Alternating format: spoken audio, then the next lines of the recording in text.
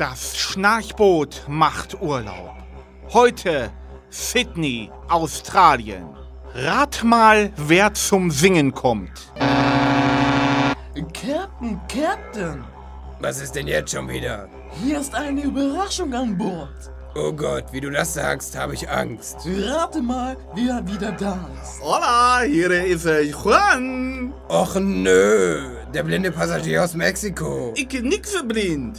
Wurde der nicht über Bord geworfen? Das dachte ich auch. Wie kommt er denn wieder an Bord? Ich bin geworfen in das Wasser. Meine Kreuzanhänger haben sich verfangen in Ankere und ziehe mich hinter Kutter. Das ist ein Passagierschiff und kein Kutter. Ich kann singen Seemannslieder. Wir lagen vor Malafka. Schmeißt ihn ins Wasser. Geht klar.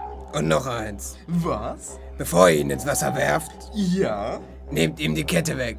Ich komme wieder, versprochen. Kommt Juan wirklich wieder? Wer hat ihm das gute Singen beigebracht? Und was machen eigentlich die anderen Schnarchbootmitglieder? Vielleicht erfahren wir es in der nächsten Woche. Schüsselchen!